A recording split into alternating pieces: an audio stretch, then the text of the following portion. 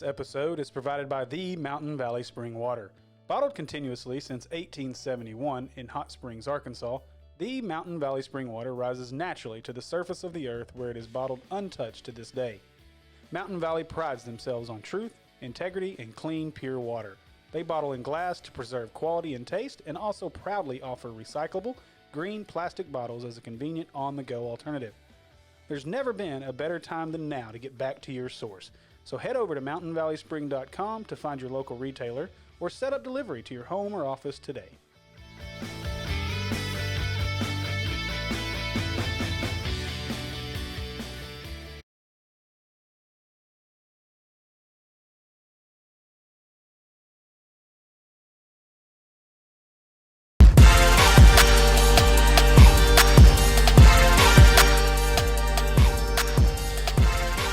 All right, welcome everybody to Inside the Natural State.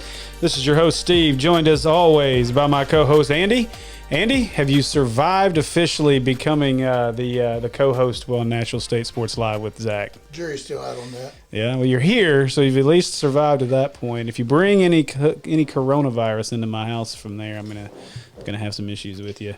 I'll probably be taking it from your house somewhere else. It won't be taking it from my house. I can promise you that. We are locked down over here, man. Like Lysol. Yeah, so we're live on YouTube tonight. Anybody out there wants to catch us there, this will be obviously, we'll obviously be there. Why are we messaging? Okay, I can't be reading that stuff. Nope. So I'm going to be honest, man. I'm not sure exactly how this episode's going to go. 20 minutes worth. Because I don't have a whole lot, and I've honestly been on information overload trying to prepare for a couple of other shows and pods this week. So you're pawning us off for second base? I'm not. It's just we have a pretty big host for Around the Diamond this week, and it's had me kind of freaking out a little bit. Not gonna lie. Yeah. Well, so to each his own. Right. Hey, man, it'll be fun. Hey, you didn't come with any prep either, so I don't want to hear it. I never do prep. I know. I do everything when I get here. I know it, right? And I still succeed. And then you spend most of the time looking at Snapchat and Instagram videos. We won't talk about those right now. Swing to the sack Sunday. What's wrong with that? Jeez. Oh man, I don't know what they're talking about, but I feel like I need to mute our group chat right now. It's probably a good idea. It's gonna bug me, so I'm gonna do that. I can read it to you if you want. No, sorry fellas, I'm muting you. Bye, Felicia. Muting y'all. All right, man. So big week for the Hogs. Basketball signing day is come and gone. Well, not gone. Still going on through August 1st. So technically, these guys can continue to sign. But times they going to sign between now and then? Well, other guys can continue to sign. Hopefully, none of these guys try to get out and go sign somewhere else. So we got one more we need. We got one more. I feel I feel 100%. That I should say 99.9. But I talked with my neighbor yesterday. He said KK's a Hog, so I feel good about that. I still want to see Jalen in red and white. So well, I hope that happens. I hope he gets his opportunity, but not having summer ball this year is going to hurt his opportunity, I think. So he's going to have the ball out over at Oak Hill next year. Yeah, he's got the opportunity to. I look forward to that. So I mean, hopefully he'll go over on his basketball court and shoot threes. You should. It's a lot of fun. It's a good court. It's a very nice full court. So it's like the neighborhood court now. So, big weekend. We'll go ahead and jump right on into it. So I wanted to play this really quick if I can do it without screwing anything up for the YouTube side. So if you're just listening to the podcast, then you're going to miss this, but I highly recommend you jump on to the Razorback Basketball Twitter page. It's no real secret how great Muss has been so far on social media. Some of the stuff that he's put out has just been. He's great. Dude's awesome. Dude's absolutely fantastic. You're gonna need to pull your. I don't know. You just sound really quiet. Maybe it's just me. Maybe it's me. I don't know why you sound so quiet. Let me adjust some more stuff. But anyway, he's been fantastic on Twitter. So I'm going to set this up. These were his phone calls from the recruits as they made their calls and got their picks in. So let's just jump over here. This will be fun. My first time seeing these. Yeah, these are awesome. So I'm going to play these out. Wow, the whole screen. This is the first one. So this was from this is obviously off the Razorback Twitter page. This was the Devontae Davis call. He talking on the shoe. Yeah. I don't have that shoe. Devo Davis. Yep, I'm just overlooking the practice court, thinking about coaching you. Let's go, Hogs. Come on now, Devo. Wow. Oh, so these are good. These are awesome, man. Like, and I don't know why that's Devo Davis. Just thinking about coaching you. No, Why do he sound like he was from up north? I have no idea. But anyway, so Devontae Davis, that's going to be our. We'll go ahead and pull that up so you guys can see. Number 80 on the ESPN Top 100 in the nation.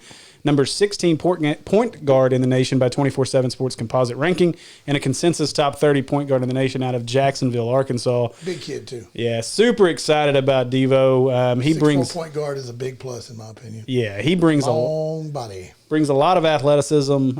Like you said, long, very going to be really good on the defensive side. That length, obviously, Muss is putting his stamp of what he wants out of this program.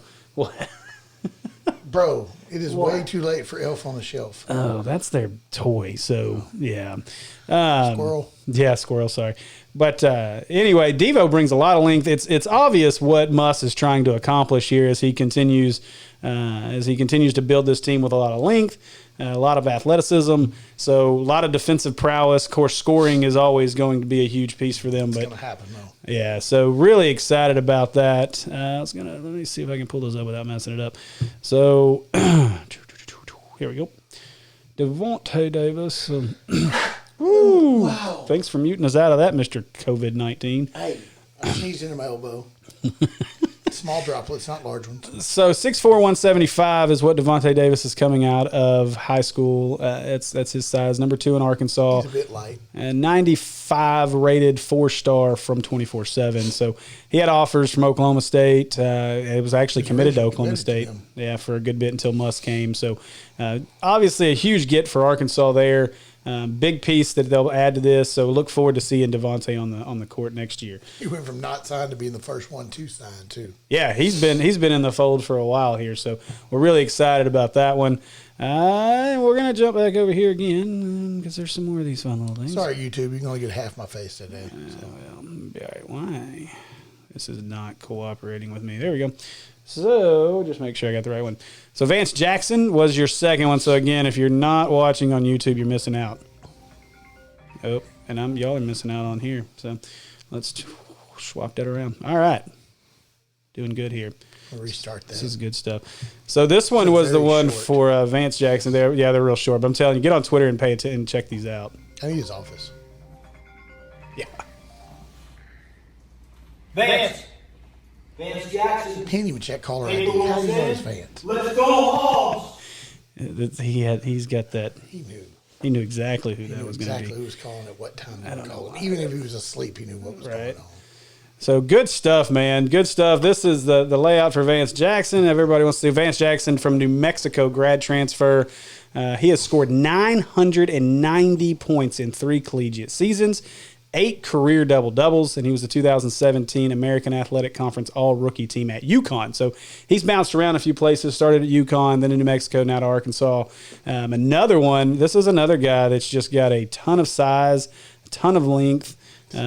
We talked about Vance a lot. He's played guard at some places.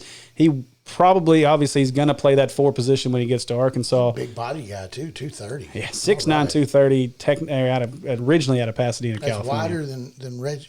Yeah. He was also a top 100. He's top 80, number 77 in the country out of high school before he went to UConn. So very highly rated, very highly thought of guy. Arkansas is getting a really good grad transfer here out of Vance Jackson. Come in and produce. Yeah. He's going to score, obviously, 990 points in 3 collegiate seasons, 8 double-doubles, as we said. He's going to come in and not only provide a nice punch on the offensive side, but that leadership role that we've talked about with Jackson on the Sports Junkies and we've talked about with a few other folks. So look forward to what he can bring to the table. I think Devo's going to have to grow his hair out, though. Everybody that Muss seems to want to bring in has, like, this mini fro thing going on. Moses has one. Vance has one. I don't even know what that is, Moses. Mason had one. Isaiah's got one. Desi. I mean, this is true. You go back. Ethan Henderson, before he braided his hair, had a little mini fro thing going on. Ethan needs to go back to the fro. That thing, Maybe make him stronger. Yeah. So this guy would be good together, I think. yeah, so that absolutely. Hopefully, and I mean, hopefully they can put some weight on Ethan Henderson. Put 20 pounds on Ethan. Yeah, That's going to be a different man. without a doubt. You might get that cotton ball theory off of him. I don't know why I've lost my thread over here again. I'm going to get frustrated I with see Twitter. Moses. I see him. Twitter's not being my friend. Let's go back here. Why are you taking so long? Twitter's just taking forever. It's just not That's cooperating. flow. That has nothing to do with the show. What is that? Oh, Whoa, my Lord have whoa. mercy. Oh, Glad that's y'all couldn't see that. that's been shared by my good buddy Woo. I don't know why he's sharing that on. Dear Lord, buddy. I'm sorry, but We're gonna. you're fired. Yeah, woo. That's all I can say. Whoa, woo. Whoa.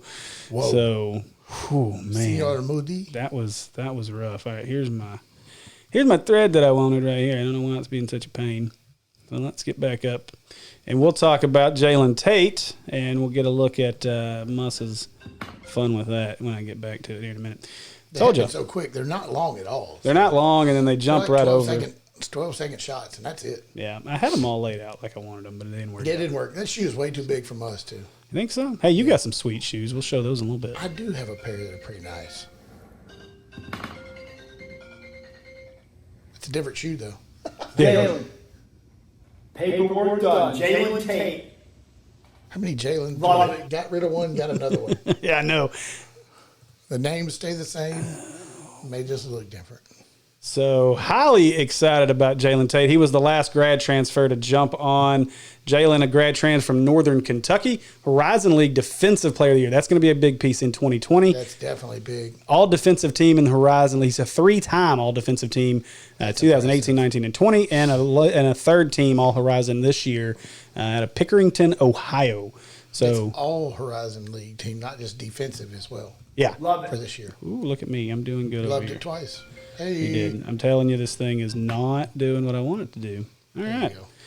This is the joys of trying to figure out all this different software. So you guys would get to be our guinea pigs on the podcast Hey, I right now. think you're doing a bang-up job here.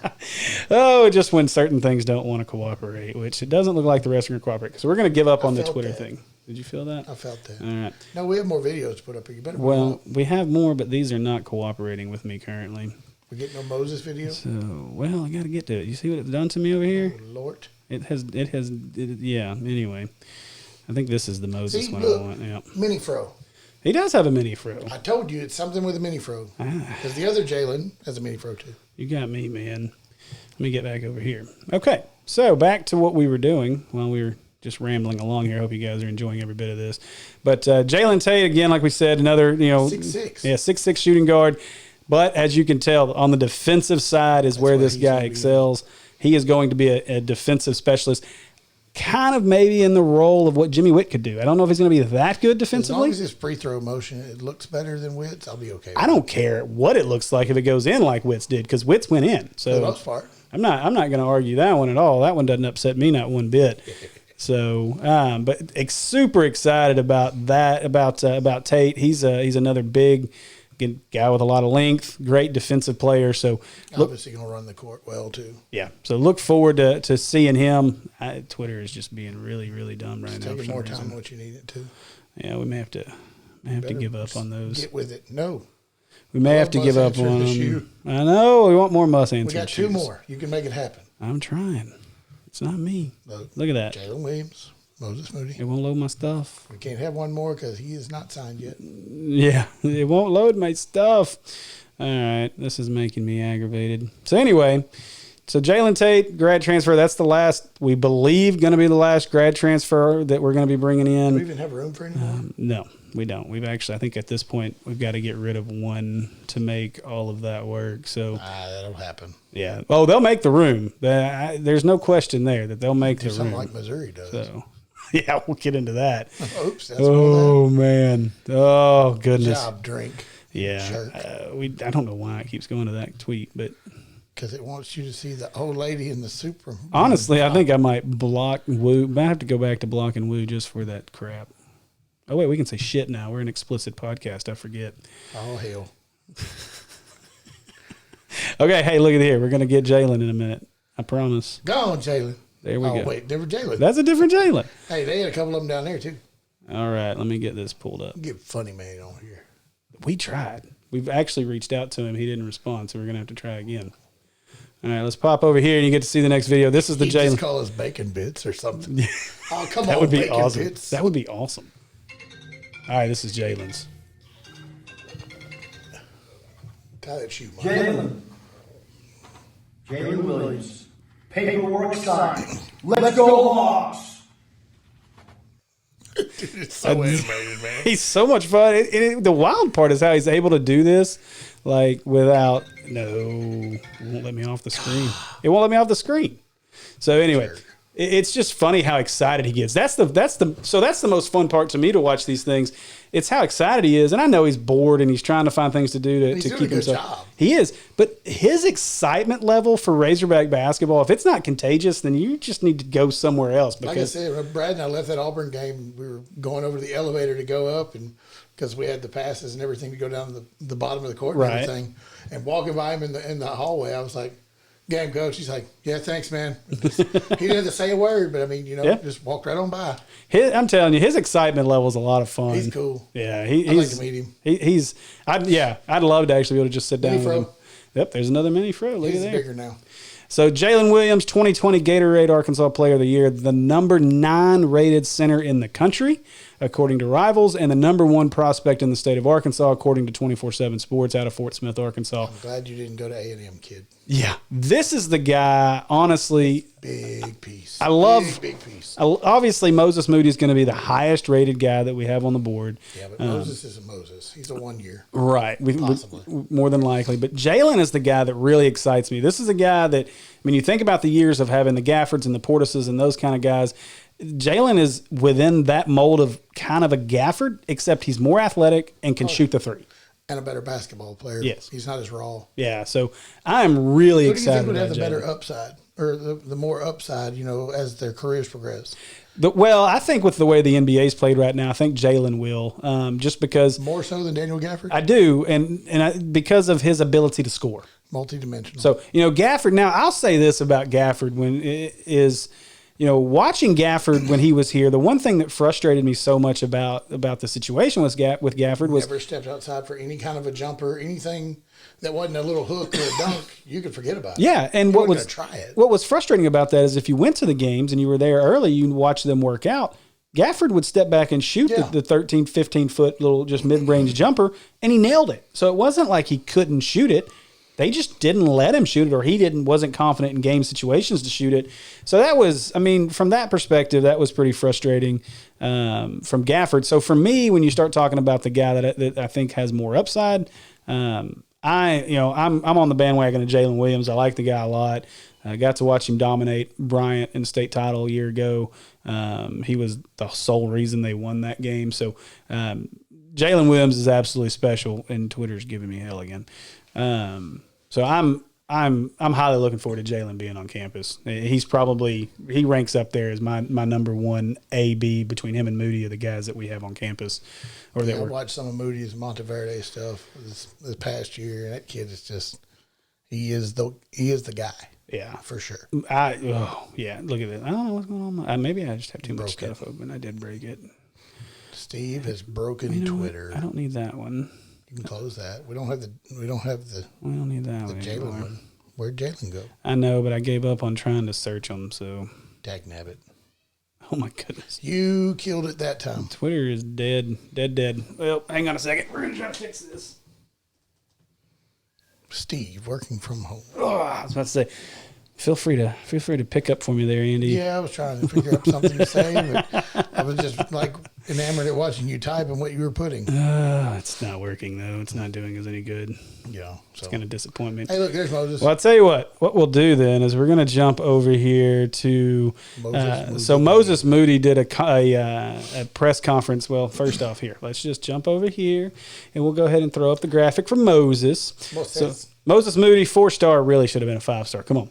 Max Prep All-American Honorable Mention, one of 50 on the Naismith Award for High School Players, 38th rated prospect in the nation according to ESPN, number 8 scoring guard in the nation, according to 24/7 Sports. Right here in Little Rock. That's right. So from Little Rock, North Little Rock, Parkview, wherever he places. So let's see, it was Parkview, North Little Rock, then Montverde. So now he's at, he finishes up at has finished at Montverde. What are you doing? Number 1 team in the country, and he talked a lot about that. Did you ever look at their lineup or their roster of kids that they had? So Ridiculous. if you have a chance, I know that. I think so. On the Hit the Line YouTube page has the meeting, and I'm sure you can find it on Instagram as well. But we're going to play a little piece of that, the audio from Moses and his interview with Danielle Musselman and Eric Musselman on Instagram. That's cool. And it's good stuff. So you can obviously tell that Danielle is an ex-reporter because of the questions she asked. But I wanted to play a little snippet of this because, okay. So let's rewind the clock a little bit and let's go back. I don't want to talk too much about Mr. Salty, but who's that? that guy headed to Murray State. That's not good enough for Power 5 basketball. A small mountain. Yes, small mountain. That's not very juicy. I'll call him Molehill. Yeah. So so he comes out and says that one of the players will not be signing in this class, and that players don't like Muss, and that he's got a bad reputation. Tomorrow. Yeah, and so I thought it was interesting. This was the exchange between, and hopefully I've got this queued up in the right spot. You better. The exchange between Danielle Musselman and Moses Moody. Let's stick with this NBA. I got a question on my Twitter, actually, and someone said, how much did Coach Muss's NBA experience play into your commitment? It definitely had a big factor, and just because I found out about that, and before I actually got to know Coach, so that was more of his reputation. So that was a big thing, attractive thing that I liked even before I met him, and found other things that I liked about him. But just having that NBA experience, because that's the ultimate goal. That's what I want to be. So someone that's been to the mountaintop and able to come back and share knowledge, he has relationships. So I feel like you can't learn. If you're going to learn from anybody, you might as well learn from the best. So I thought that was big words. Not only is that coming from Moses himself, but this is him talking to other players. This is him talking to guys. Everybody he's down there with. Yeah. He's a recruiting tool at that point. Right. And so, but the respect that Eric Musselman has across all of basketball. I mean, John Calipari calls him one of the best coaches in America. I've heard it said that if Calipari leaves Kentucky, they're going to come knocking on his door. Well, good luck, because I think that we're going to be willing to back the Brinks truck up and keep that from happening. I hope so. So I'd be really, anyway, that's a whole nother rabbit hole we could go down, but I'd be really surprised. That's a lot of money. Yeah. I mean, I don't know that we could. Cold cash, thousands of dollars. Money so tall, all the women want to fall. Oh, it's too bad I didn't have that on the YouTube feed there. But all right, we'll get rid of Moses off the screen. But yeah, so I mean that's big, and for me, from my opinion, for him to be able to say that, I was able, fortunately, to hear some of firsthand stuff of what Muss did for Jalen when he went up for his visit for Jalen Riggs and Riggs. Yeah, for Jalen Riggs when he went up for his visit, and they could not stop talking about just how specific and how detailed everything was that Muss talked about and that he had prepared before they got there. Yeah, he's definitely one that is going to write it down or have it in different ways, the analytics. And as far as, I like all the coaching stuff they do as far as in practice stuff, as far as the different stations, all that. It's really interesting. Yeah, and the analytics of it. I'm definitely not like a math nerd, but I do like numbers and that kind of stuff. And so, looking, isn't that a nice toy chest? How about that big rack of toys behind you? You guys got to watch on YouTube. I'm telling you, what toy chest? Like and subscribe to our YouTube channel. We need more of you to subscribe. All of our shows go live on YouTube as well as Facebook usually. So, but the podcast will be dedicated to YouTube for the time being until we get everything. You're going to have to go to YouTube to check out this episode specifically because we got something we're going to show on there. Well, I have something we're going to show on here that some of y'all might be interested in, hopefully. Yeah. So it's for sale. I want to get back over here and see if this is loaded yet to where I can actually do the Moody one. Because you got to see the Moody one. Moody. Come on. It's going to work. Which one was it? This one. Oh, look at the national title trophy. Yeah. I don't mean to ruin it, but you better make it big. I'm telling you, I'm going to. But you have to, you guys have got to go to Twitter, go to the Razorback Basketball Twitter page, and watch these videos. His shoes ring. Oh, it's up there. Nice. Moses Moody. Paperwork's in. Signed. Let's go, Hogs! Dude, that's like a 15 or a 16 he's holding in his hands. That is a shoe. big shoe. Yeah, it is. The boy's got some big old feet, though. But that's pretty cool with the 94 championship trophy there in front of him and the shoes on top of it. And he's reminiscing. Look, man. So I wanted to touch on something else, and this wasn't in our notes to talk about. But so Pinto, everybody knows Pinto on ESPN, right? Pinto. He is catching some serious crap over the last couple of days. Because apparently Mason Jones told him on Friday that he was going to be announcing his decision, whether he was going to go into the NBA, stay in the draft, hire an agent, and not come back to Arkansas or come back. G League in it. Well, then he said Moses plans to make that announcement tomorrow, which would have been Saturday. Pinto. He told Pinto that Mace would make that announcement on Saturday. Still never happened. So now everybody's up in arms. There's all kinds of rumors running around that Moses is coming back, that he's signed with an agent. We don't know anything. We don't know anything. Mason's coming back. We have no inside information. I don't think Mason's coming back. I looked at there was a draft board out, and I'd have to pull it up, but there's a draft board out that has him in the first round, the end of the first round, the last pick in the first round. I wouldn't doubt it. So here's my thing about Mason Jones.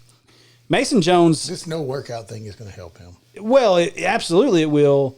But his stock is never going to be higher. And I don't mean that because he's going to be a worse player next year. I just mean that because there's going to be so much more talent around him next year. Showcased as he was. Yeah. And so he's wise for himself to leave unless he's one that thinks, okay, we can run to the national title. Then I can be a big part of that, and I can put a college national title ring on my finger. And if that means something to him, if that's that one of those chips on his shoulder that he wants to make that run, then I'm all for it. Bring the guy on. I would have hated. You've heard me say it numerous times. Wanting Gafford to have been here this year. Mm-hmm. You couldn't have had me more mad. Oh my gosh, man. Had Gafford been on campus this year with what we had, and then the season got cut. No more season. Oh. Yeah, well, you go ahead and just claim that title. Yeah, that'd have been. We're taking it. There'd have been no question about whether or not Arkansas was. Hell out of that. Yeah, there'd have been no question about whether or not Arkansas was in the tournament in that situation. And they'd have been a high seed in the tournament with that guy there. Yeah, so can't put somebody like that. I have a hard time seeing Mason Jones come back next year. Me too. I do think Isaiah Joe comes back for sure. Me too. But man, I don't know. Mason. Some people seem to think it's a 50-50 shot at this point. I think it's probably more like an 80-20 shot that he's gone, that he's not coming back. I hope he comes back. That would be fantastic, but I don't blame Mason at all. I think right now you got to strike while the iron's hot, and the iron's hot for him right now. He might get even better. Yeah.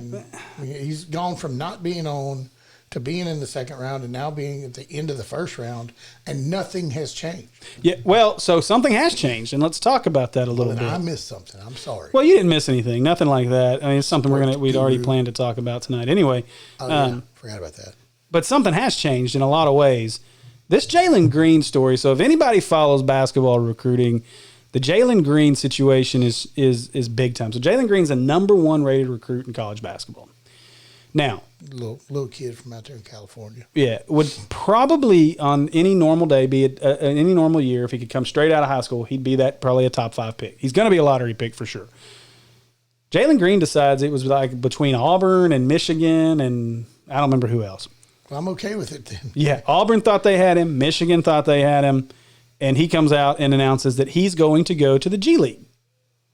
So what the NBA has basically done is developed an NBA professional pathway program, which is supposed to rival the overseas programs where they're starting to lose kids like LaMelo Ball. That kid's special too, dude. Yeah. Well, he'll be the #1 pick more than likely. I hope so. I like him. I like him better. Well, I like the other two as well. Yeah. And so you've got guys like that. Who's the other one? Was RJ Hampton? Yeah. So he's another one that went to Australia to play last year. And so when you look at that scenario, COVID-19, man, I think we're going to be quarantined to this room apparently. Be all right. We just make podcasts all the time. Yeah, I just need a phone charger. We got them. We can have the wife shove it under the door over there. So hey, there's the powder I'm going to take for the next live show. Oh boy, I found powder. All right, we're good. Good luck, Zach. That's all I can say. Good luck, Zach. Don't interrupt. Powder. Yeah. So this initiative, basically, he's going to be the first player to actually go through this structure, and it's designed to be, well, the G League is a minor league structure for the NBA, but it's weird how this thing's laid out. So they're having issues with the NBA Players Association and getting the agreement between them and NCAA to allow these players to go immediately after high school. So they've basically created this gap for that one stupid year that a guy can't go make money other than going overseas. So the NBA came out and said, you know what, we're having a tough time. We're spending a lot of money sending scouts overseas to scout these players who aren't here. Said the kids to stay home. Yeah, so it's making it more difficult. We want these guys to stay here. And there's a lot to be said. Now, I'll say this. There's a lot to be said for a player going overseas and the things that they can learn and everything that they can gain. But the reason they're going overseas is the money. You know, the G League's had this opportunity, but no one would take advantage of it because of the money. Well, now these guys are going to get paid $500,000 yeah, it's good money. to play in the G League. So the money's good. I found it interesting that, let me scroll down here. I found it interesting that, Sharif Abdur-Rahim is the one that's in charge of the Sharif Abdur-Rahim. Yeah. So he's in charge of this G League thing. And he's been kind of the driving force behind it to get Silver to give him the money. UCLA or he played? I thought that's where he was. So it's going to be interesting to see how this works out. But I think it'll work out well. What's your thoughts on that? Like, I already said. Yeah, you think it'll work out well. So I think it's kind of neat. It is neat. What I don't understand is why doesn't the NBA create a true minor league system? And I know they've been trying to. It's simple. But create a true minor league system. It's simple. Okay. So you have a draft every year, right? So if you're drafting to the main team or the NBA team, that's one thing. But if you set it up to where these kids are coming in to a G League style team, you know, you're going to have a G League draft. And it'd be like a minor system almost. So do you take the risk on throwing a pick at a kid and be like, oh, you're going to go play with our minor league team? Or I think Memphis has one called the Memphis Hustle, if I'm not mistaken. Yeah. Because Dusty Hannes plays on that, and Jimmy was telling me about that one day. But it's just, I mean, you would take a kid that can go play G League right now, and then he can come out of the G League and be drafted next year, and anybody can take him. Right. However, if you were to set it up and have it to where you had a full minor league system, you know, that person would have the rights to him. I don't think it would work as well as what baseball does, just because the amount of baseball players you have, and you know, there's so many more that they never make it. I mean, you get basketball players that don't make it anyway. It might open up more chances for more players coming out of college or whatever you want to say it, to have the opportunity to showcase what they might not ever have. You know, right? I think it'd be kind of neat with the whole G League thing, but I don't think it needs to be drafted like what a minor league or what a baseball draft is. Right. Well, so the other thought to that too is if you start creating these minor leagues, it's probably going to gut college basketball. It will definitely gut college basketball. Because I mean, losing a guy like Jalen Green, who was the number one overall recruit, losing a guy like that, just one of those guys, is not going to gut college basketball. No, it'll actually make college basketball better. LaMelo Ball would be the same way. Yeah, he couldn't go to college because he went overseas and played in Lithuania as a 16 or 17-year-old kid, right? Because of what happened with his brother and everything else at UCLA. But you know, I mean, I would have loved to have seen him play college ball. Oh yeah, without a doubt. He would obviously, most likely. Well, I don't know if he'd gone to UCLA after what happened with Jello and everything. But, yeah. You know, it'd have been good to see him play with college level kids. Well, absolutely. And I mean, he got his chance to play against professionals in Australia, which was good for him and good for his future.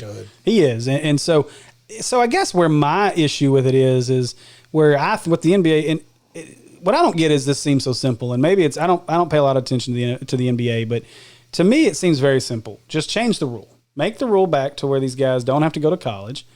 But, you know, set it up to where, number one, I think the biggest issue is making sure these guys get proper information. Yeah. The good thing about the MLB draft is they have options. They can actually still get drafted and still come back. They can still make their decision. And I know that leaves some rosters in limbo. But that's the biggest thing, in my opinion. Yeah. Why they do it the way they do it. But for the NBA, to me, you got to allow the guys to go immediately out of high school. It's a league where it's easily done. It's not like it's going.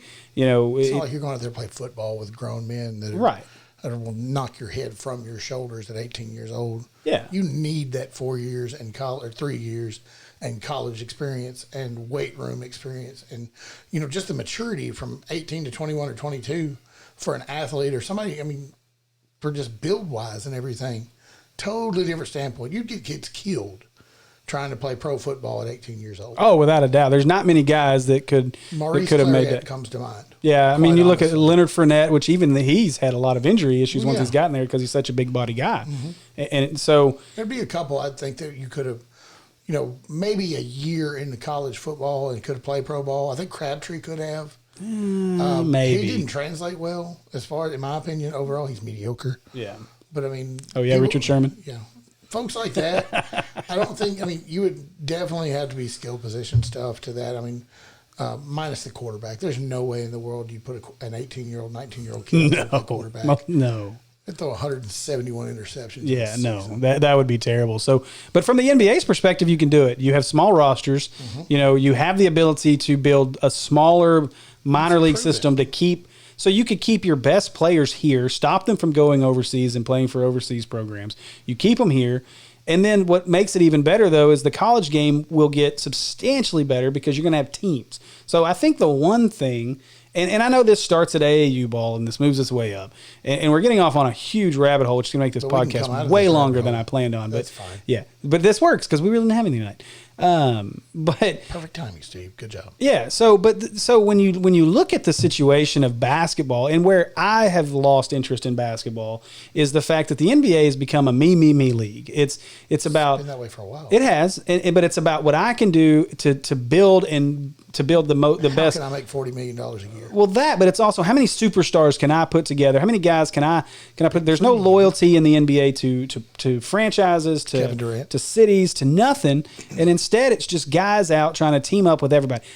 To me, this starts in AAU. But why do you go to the Brooklyn Nets? No, I don't get that at all. But why this starts at the AAU level where you've got guys who are able to put together dream teams and play together. And then what's happened even from there? Now you're seeing all these Montverde academies, the Oak Hills, that are taking up the best players in high school and grouping them together. Now I get it. In a lot of situations, that's better for those players because they're going to get coaching that they wouldn't otherwise get. But I think you could take some of those high school teams, honestly, like Montverde or Oak Hill. And what was it, St. Mary's? There's a couple other ones out there. There's one in Ohio that LaMelo Ball went to for a season. Spire, I think is what his was. You take the roster with one of those kids, and they would be competitive with some college teams. Oh yeah, but so my point though is that it would force the college game to adopt the 3-year rule. Mm-hmm. And it would force colleges to actually build teams. Now, of course, there's so many other variables with transfers and all that kind of stuff that could change. Potentially, or John Calipari could actually prove his coaching mettle and actually have to coach players up instead of just throwing a bunch of guys out there.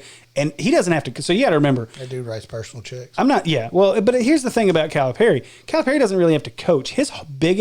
The biggest thing that he has to do is get 5 guys to play together. Mm-hmm. So, and that's hard. Don't get me wrong. I'm not taking anything away from Calipari. Easier than doing the other stuff. But there's a reason why he's not winning championships with these teams, and it's because he's not coaching these teams. He's a rah-rah guy. Mm-hmm. He's a guy that gets out there and really pushes these guys, and he does a good job of that. He strokes some checks or has people that stroke some checks for him. That's fine. So however he does all that that is what it is. But at the end of the day, if in the college game, I kind of think, because I do think Calipari is a good coach. I think he has found a niche. He's found a way to kind of play the system and get paid a ton of money. to not have a ton of success because everybody's looking at his players. Everybody's looking at how good the recruiting classes are. And so, but I do think Calipari's a good coach. And I think that if he had a roster of 13 to 15 guys who were all there for 3 years working for the same goal and willing to be coached. Yeah, I mean, well, but I also think a guy like Musselman could really, really benefit from that. I know that absolutely. And so it would make basketball just that much better. That's my opinion on it. Maybe that opinion's wrong. I don't know, but that's kind of where I stand on it. I like this Jalen Green thing headed to the G League, but we'll see what happens. We'll see where it goes. All right, guys, when we get back, we're going to get right back into it with a little bit of NFL and college football talk, including the Odom and Bryles teleconferences from this past week. So hang with us. We'll be right back. Whoop pig.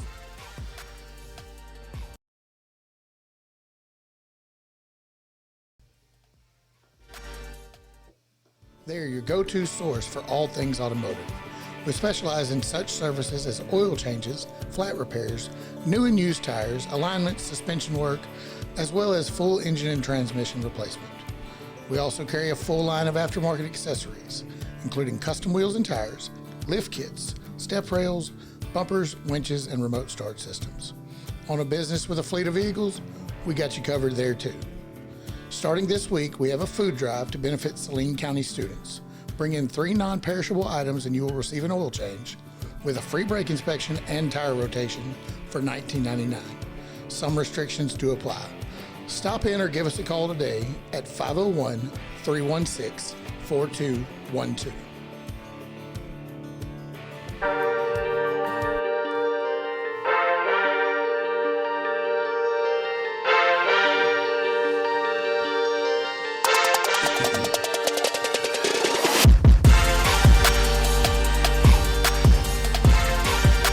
We're dancing like white folks on the YouTube screen, so yeah. Keep your shirt on, though. Keep your shirt on, Andy. No, not the titties. Golly, man. Spoiled for everybody. God, now everybody's got to go to YouTube to see Andy's titties. Man. Sorry. We don't get those out. Okay, so for those of you not watching on YouTube, that last ad was for Big Jake's Complete Auto Care. Go see Andy at Big Jake's. That's I'm going to get that right. So first person that comes in and tells me that they saw this or heard it on the podcast, I'll give you a free oil change. Woo, look at there. He is throwing it out there. As long as it's not on a diesel. Wait, does that count me? Can I bring? No. I'm coming. I see, I already ruled you out. I'm coming tomorrow, man, to get some tires. You're getting tires. You're not getting an oil change on the GMC. Well, I might need an oil change now for free. I heard it on the podcast. I said as long as it's not a diesel. What do you drive, sir? A diesel. And I already got my gas burner and oil change, and then I traded it in. Idiot. Right. Smart idiot, though, at this point. The noodle whip thing. Hey, that's pretty nice. I am gonna, I'm gonna give a shout out to Gwatney Chevrolet in Jacksonville. Man, did a great job yesterday. Oh, they're solid. I like dealing with them. Yeah, I used to work there. They're pretty nice. Good week. Hey, it was a great experience, even in COVID-19 times. So they had the car waiting on us. We got up there. Oh, you got to wait just a few more minutes. We'll throw the shoes in there. So just a minute. Got to get onto some Jordan stuff or something. Hey, kind of hit on it. I'm curious. Yeah, I mean, hang on, I'm trying to work on the stinking computer over here. No, I don't want you to play that. I want you to go away. Not the size 17 on top of the box. Escape. Let's just do that. Okay. You need a remote keyboard. I do. What is this? Let's get to the good stuff. Hey, look, some more people. Let's get to the good stuff. B.O. and KB. So I wanted to. We're stretching for information here, but this was actually good stuff. So if you get a chance, hop on YouTube and look up the Barry Odom and Kendall Bryles interviews from last week because there's some really good stuff. But I wanted to pull out a couple of different things. So we talked about this last week or week before, as far as when it came out that Arkansas was going to run a 3-2-6 defense. And that question was asked of Barry Odom by Trey Biddy in the in the teleconference this week, and this was his response. Front, a 3-man front. Grant Morgan said the other day he thinks it's going to be a 3-2-6. So what kind of base structure can we expect from you guys? I guess base of 21 personnel. Yeah, then we're going to be really multiple. And I think there's my history is more of a 4-down front. There's times that. We've got to find the right personnel and what that's going to look like schematically. It will take some time through getting on the field. We're installing a lot of different stuff right now, and I think creatively, you got to be a great teacher, and you got to put your kids in position to go play fast and play with confidence, and the overall structure on what that's going to look like will be multiple. Like I said, I grew up in a 4-down defense, so to speak, but also have on the last few years, especially the time at Memphis, we were an odd stack team a number of times throughout the course of the season. So, the things that we've got to do continually, no matter what the depth chart looks like, is putting the best 11 on the field to try to put us in position to allow them to play fast, understand the scheme and schematically what we're trying to get done, but also gives us the best chance about what we're facing offensively to try to defend the number of things that you see on a given Saturday from week to week on the number of things that you see and prepare for. So we've got a lot of things in. We'll continue to base out. I don't know if we sit here and if I had to produce a depth chart today, I'd probably give you 2 or 3 depending on what we're going to be running. So I just thought that was interesting. A couple of things out of that whole scenario. So we're not running the 3-2-6. Well, they will. They're going to be multiple, so they're going to run a bunch of different things. We're not running out of it the whole time, right? Which again, with our lack of linebacker depth, it was questionable as to why they would try to run a 3-2-6. Because you know what you're dropping down as far number one, I guess the 3-2-6 it was built better for this team because of how many we are really talented on the back end, and so the question is who they would drop. We're not talking about that kind of back end. I'm talking about the football team. I don't know what you're talking about. But we are talented. You got great D-backs getting burned over the top. Right. Well, a lot of that could have been coaching. We do feel like, at least ratings wise, there's a lot of talent back there in the back six. So the question is, will they really run that many defensive backs? And obviously, you can't run a 3-2-6 at all times. You're going to have to drop into a 4-man front. Greg Brooks Jr. and Devin Bush back there at the same time. Yeah. Along with Catalan. Yeah. Anyway, there's a lot of talent star-wise back there. There is. That's what I'm saying. I mean, young still. Right. I mean, there is definitely a lot of that. So look, Cam Curl. But what I liked about what Odom said, and even Browse has said this, so they're going to fit what they have personnel-wise to what they're going to do. So, in other words, they're going to take the defense that works based on their personnel and what their guys can do, where they don't have to overthink things. It's not complicated. Using what you got. Yeah, and I think, and if you remember, not trying to bring up a lot of old, ugly memories, but if you remember when Chad Morris was hired, one of the things that I got excited about when he came in, hammered down. Not that I hated his monikers, but one of the things that I got really excited about when he came in was he made the comment that, well, as a high school coach, I'm doing a terrible Chad Morris, but as a high school coach, just hang your head down. Yeah, right. Just didn't talk monotone all the time, and just I don't know. We lost the game. We can't go to Club Dub. Yeah, I don't know. We really don't know what happened, but when he hit the reset button on Monday, look at the tape, and go on to the next one. Find out who we can put in, gives a spark. Yes, that's it. But spark from Stark. Oh dear we'll Lord, train you. The sparkle. I don't know, whatever. Bieber. Yeah. So, but what excited me about that was when he first came. He said, "Well, as a high school coach, I'm used to every year having to redevelop my offense into the personnel that I have." He never did that here. He made things so complicated that these guys never knew what they were doing on the field. That's because he had a offensive coordinator that is now a tight ends coach at a tiny school that I cannot remember the name of right now in Alabama. Yeah, but in UAB, wasn't it? I think it's UAB. Well, that would be in Alabama. Yeah, so. pretty sure it was UAB. Birmingham at that. Yeah. So I mean, tight end coach. Yeah. So that is what always frustrated me with Morris was that he made those comments when he came in, and then he never did it. I feel first off, Barry Odom and Kendall Browse are far more successful coordinators / coaches than Morris has ever been. So he had Deshaun Watson. No, he didn't. He had Taj Boyd. He didn't have anything to do with Deshaun Watson. I'm not even going to go down that road again. I'm just not. Deshaun Watson's lucky he left, so he didn't screw him. So, that came out wrong. Whoa. Let's just start that over. We'll fix that. Take Steve's words out, flip them around. Oh, my bad. Put my thing down, flip it in reverse. So what I like about so far, what I've heard from this staff is, They know what football is. well, they know football, but They they install more than 30% of the offense before the first game. hey, that was also a question that was asked of Bryles. They better know what's going on. They better know what they're doing, was what Bryles had to say. So Get on that pine, boy. yeah, I'm working YouTube. I may need you to cover for me for a second here. Oh, Lord. For the way the Ruined it. neighbors. You're ruining it. I'm having to save you. I found what I was looking for. So, well, do you get to where you're going with that? Yep, this is exactly where I'm I going. get I know where I'm going. I'll be there in a few. There we go. But so I'm really excited about what both of these coaches bring to the table, and the fact that they are understanding of where our talent is currently right now, and what Arkansas, what we think we can do. But now this question for Bryles, I thought there was some interesting parts in it as well.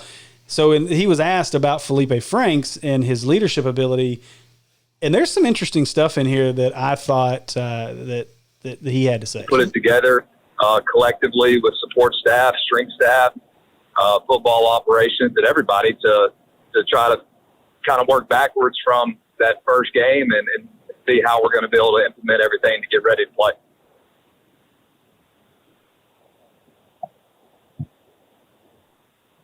Okay, for Coach Odom, I guess one of the most. So I guess I'm in the wrong spot there now that that's all messed up. Oops. So let's try that again. Hey, that still works. That was a good question. Okay, now for Coach Odom. Kendall Bryles has got way better hair than Barry Odom, if y'all didn't know. I don't know if that matters, but, I mean, he's not shiny on the top. Might be a few years of age difference there, too, though. So, you ready now? I think you've got to be a really good tackling team, and all of those components go into playing good defense. And ultimately, that's not giving up big plays like you're speaking about. Coach Bryles, Coach Pittman said the other day that he's still in a position of trying to recruit the players that he has, because this is a new staff. And one of the ways, obviously, you do that is you got to have leaders. You got to have guys that kind of buy in, and then they're passing along to the other guys. I want to ask you about Felipe Franks, because you're new, he's new, but some of the guys have already talked on these teleconferences about what a good leader he's been and how he's influenced them. Could you address that a little bit? Yeah, I think Felipe, he's when you go after guys that are graduate transfers, obviously it's you have to have people that are going to come in and change hopefully help change your program for the good. And Felipe, we feel like was one of those kids because he's done it at a really high level. He's been successful, and going through all of our research on him, talking to different coaches and players that have known him, he's a great kid, great locker room guy, and extremely hard worker. So he checked all the boxes for us, and he's been great. We've been very pleased with Felipe and his ability to go through workouts and in the weight room and doing everything that those guys ask. We just want to see him throw a football. That's the craziest thing that, I've been around him since January, and I haven't seen him throw a football because we haven't had the opportunity to be able to do that. Amen to that. That's crazy, though. You think about this. So I don't know if you watched the Sports Junkies. I hope you did. What's the Sports Junkies? Hey, come on, man. Hey, I watched the entire show the second time. So it's shameless plug. I'm going to plug it. Show. Sports Junkies with Justin and I. Justin's going to get that ass whooped. Yeah, we got some fun there. But one of our questions on the Sports Junkies, which airs every Thursday night at 7:30, and you can find on live. That's right. And you can find right here on YouTube or on our Facebook channel as well. Our Facebook page, YouTube channel. Got that backwards. Facebook page. Facebook channel, YouTube page. Whatever. But 6 1, half dozen the other. Yeah, okay. Right. So one of the questions we had was the over-under of wins, 3.5, and would we take the over or the under? This right here is specifically why I took the under for the number of wins for Arkansas next year. I couldn't agree with that. That scares me. I mean, we hope that Franks is really good. You have no gel.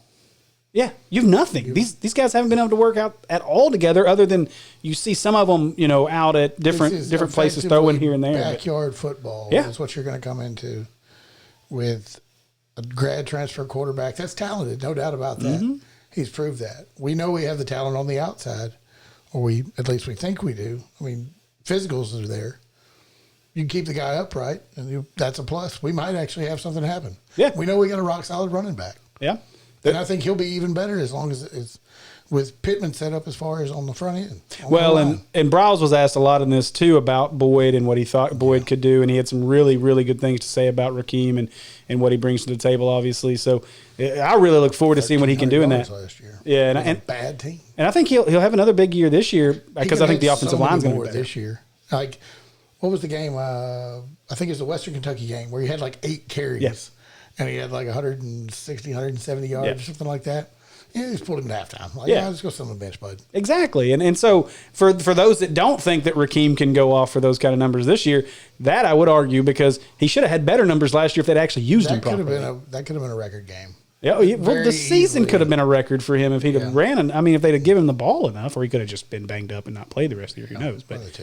But he may not be here for this season. Had he had a blowout season like what he could have had he been on the field, yeah, I highly doubt he would have been back. We've been talking about him being drafted as one of the top running backs. Yeah, but so that's what concerns me the most about where this football team's going to be come fall, if we even have a season. We're going to have a season. You shut your mouth talking like that. I know it. I don't know if we're going to go to Notre Dame, but we're the only 2 people in there going, hey, we're here just because we wanted to come. I'll stand outside the damn stadium. I'll go. Care. I'm not messed up about it. I will be in South Bend one way or the other. So whether I just, God, please, baby Jesus, let us have football.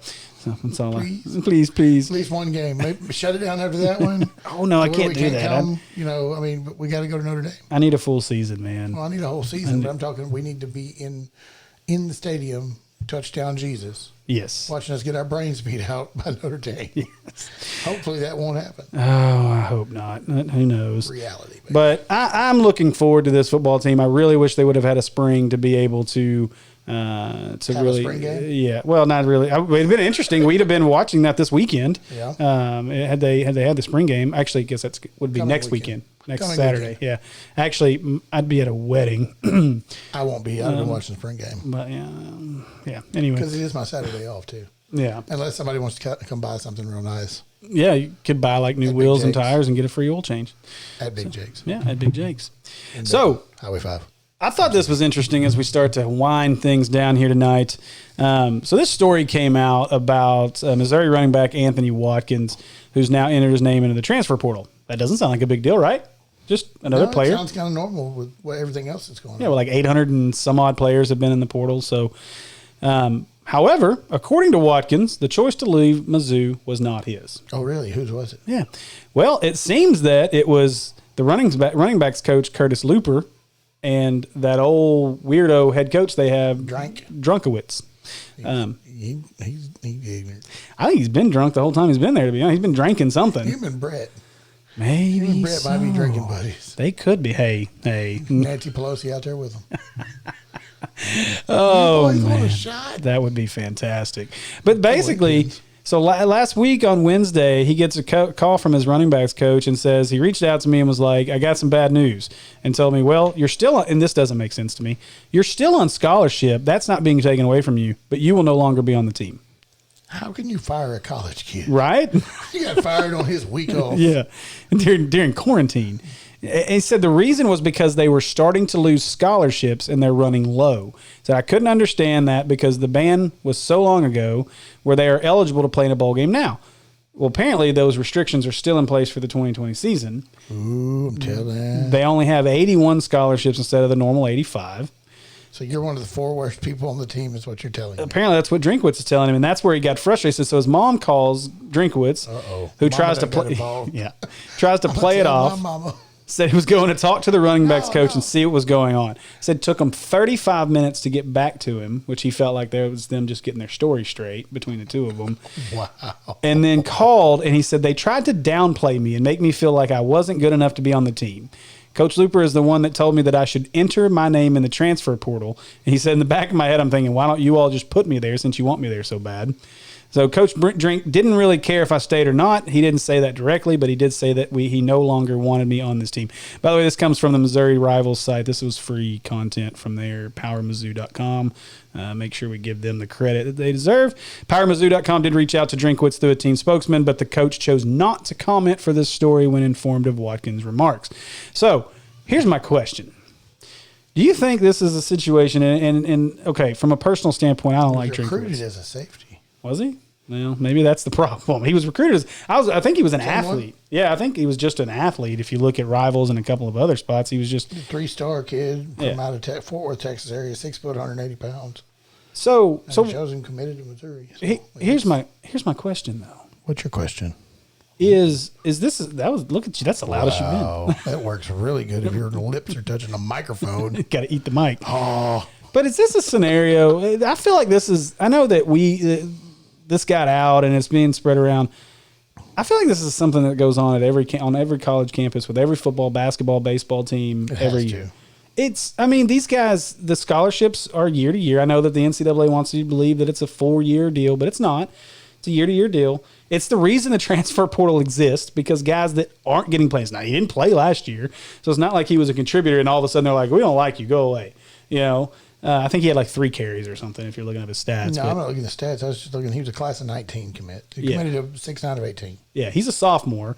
And so as much as I don't, from a personal standpoint, I think it's just stupid that Drinkwitz would handle it this way. And further from that is it's been proven already that Drinkwitz has done some really shady, underhanded stuff in recruiting as it's been going on anyway. I hope somebody knocks his glasses off while he's on the sideline. I hope we do. But anyway, maybe we can get that game in for sure. That would be fantastic. Is that one here or is it there? That's in Kansas City at Arrowhead.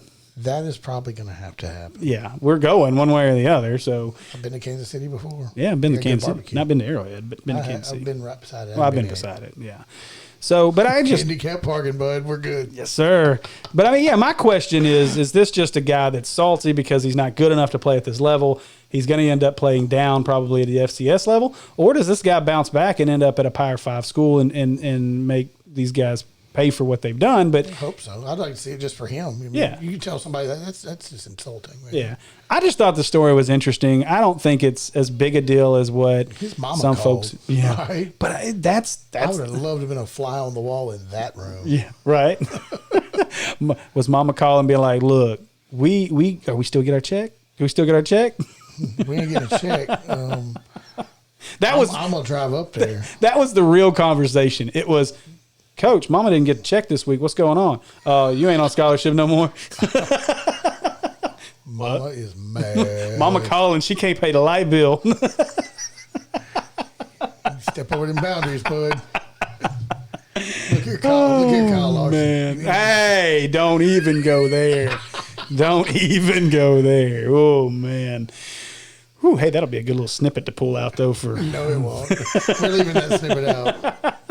Yeah, if you don't know what happened on the Kyle Larson story, all I can tell you is just look it up. He got fired. It's not good. He's no longer driving a NASCAR. Oh, man. He got fired on his day off virtually from his real life company.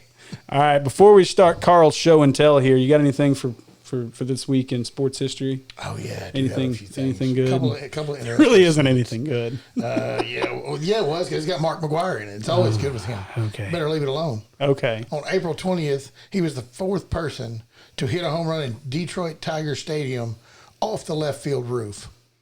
Did he celebrate by celebrating 420 properly afterwards? I don't or know. Before? I forgot all about that being here in a day or so. Yeah, you're gonna be happy. So. Any dispensaries? Any dispensaries need any advertising? Moving on. 1989, Nolan Ryan had his 5,000th strikeout. The batter happened to be Ricky Henderson. Hey, on the Nolan Ryan thing, was it not just like, I'm pretty sure it was yesterday, so Saturday in this day in sports history, that he beat the crap out of Robin Ventura? I think it was a couple days ago, but yes. Yeah, it's recently, a day or two ago. He was sponsored or had like an Advil ad back in the day. I was like, when I was a kid, I was like, they should put that on the Advil ad. They can have him be like, well, my aches and pains, and show him giving him a couple of nice uppercuts. So I said, that'd have been great for the ad. So funny story about that. As you can tell behind my elbow, if you're on YouTube, I'm a White Sox fan. Have been since I was a kid. And so I grew up. I grew up with family in Illinois, all that good stuff. So funny story about that is I'm a big Robin Ventura fan as well, but I was also a big Nolan Ryan fan. And so that was from the old man. That was a lot of fun to watch. It's like my favorite team, one of my favorite players, is getting his ass beat by my other favorite player. It's going to go watch. I happen to have a Nolan Ryan autographed jersey from 91-ish, I think. I got an autographed ball somewhere. I don't know where it's at. I need to get it in a frame. I'll probably do it here soon. Yeah, we're going to tell that leads me down another squirrel rabbit hole that I'll get to in a minute. Go ahead, complete your This Week in Sports History. April 22nd, also known as Earth Day. The death of Pat Tillman. Oh, man. In 2004. Y'all, everybody out here should know who Pat Tillman is. Yes. If you don't, Google. Come on. Google it. ESPN will have a huge thing on it, I'm sure, this week. Oh, yeah. Talking about the friendly fire accident that was possible that he was killed. He was born in 1976. Gave up his career to go. Played at Arizona State in college. Played for the Cardinals. Was a hell of a safety and would lay a hat on anyone, anywhere, at any time. I mean, can we think of anybody in modern... Actually, a U.S. Army Ranger, too. Right. But can we think of... Coffee is, too. Can we think of anybody in modern history who has left the NFL or a pro sport in their prime to go do that? Glenn Coffey. But was he in his prime, though? Like, he was, as far as NFL running backs concerned. For him, I mean, he wasn't. Well, he yeah, wasn't okay, from an age. echelon. But I'm just saying, in terms of talent, like prime talent was a big time contributor. Yeah. No, Jake Beckett. I think Beckett went in after he left the league. Yeah, after he left. Yeah. But I mean, no, I don't think of off the top of my head, Pat Tillman. It's got to be the only one to leave and go. And to be an Army Ranger, I mean, you are one of the baddest men on the planet. Yeah, I mean, those are things that happened back in the day because you had to. You got drafted or you had to go. But but now, I mean, dang. I mean, that's a pretty cool story. So, April 25th, this one might lead down a small rabbit hole, too. Oh, boy. 1974, the NFL moved the goalpost and adopted the sudden death playoff rule. They still haven't got their overtime rule right. No, I don't still like it. Jacked up. You score a touchdown, game's over. You kick a field goal, the other team gets the ball. Yeah, and can go score a touchdown and win. Like, that don't make any sense. Yeah, I don't understand that at all. Makes no sense to me. They should just play another period. And I like the college football rule. I love college football overtime, except when we lose, which has been a lot lately. It has been a whole lot. Thank you, Texas A&M. And the last thing I got for this week, unfortunately, is a real dull week, unless you like cricket or other stuff on this website I'm looking at. 2001, San Diego Padres outfielder Ricky Henderson once again breaks the career walk record established by Babe Ruth when he received his 2,063rd walk. Wow. That's not a guy. A bunch of free passes. Yeah, that's a guy that he also had I think the stolen base record as well. So yeah. Huh. So yep. I knew that, but short, squatty stance with hamstrings the size of Texas. Yeah, I'm surprised he got walked that much. There's a lot of plate discipline to be able to be walked that many times. He's a great leadoff hitter. Probably one of the best leadoff hitters, in my opinion, there's ever been. Yeah. Okay. And I was an A's fan as a kid too.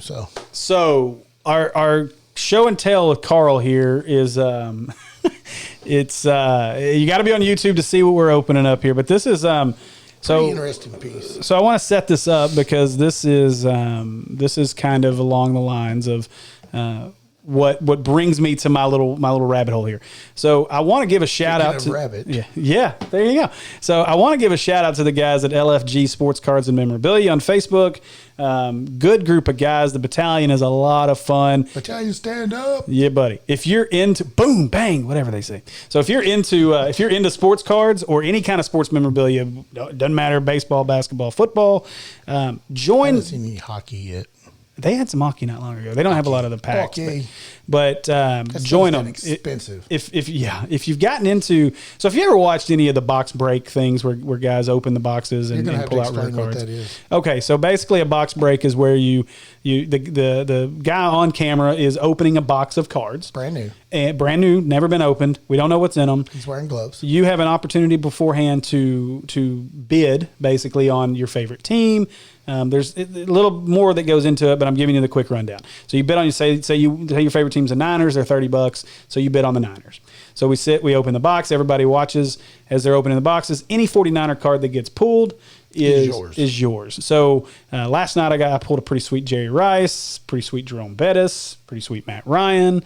I'm waiting on my Jeff Okuda redemption card. Oh, you got that one too? Yeah. So a lot of fun, man. Every time, but hey, it's still fun. Yeah, the Jeff Okuda I'm really excited about. I can't wait to hit that card. So some of those cards are pretty expensive. That Metcalf that they opened last night was insane. Well, I'll tell you, the Jeff Okuda dude was messaging me right after it was over and offering me like $35-$40 for it already. So we're gonna put it back on their bid on it. That's right, you can bid on it. So, but it's a really cool setup. You guys go give the guys a LFG Sports Cards and Memorabilia visit, like their Facebook page, and join along. It's a lot of fun. You can spend $5. You can just watch and spend no money.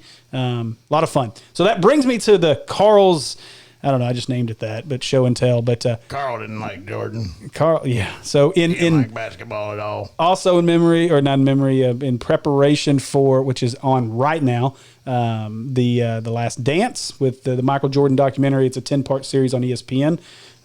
So without further ado, if you're watching on YouTube, here you go. All right. So what we have here is a pair of Michael Jordans. They are special edition. They just came out. I think they were released on the 8th of April. Basically, special release from Nike. They only produce, obviously, a certain amount of them. So they come in a really neat box. They are known as the Bugs Bunny Jordan or the Hair 2.0s.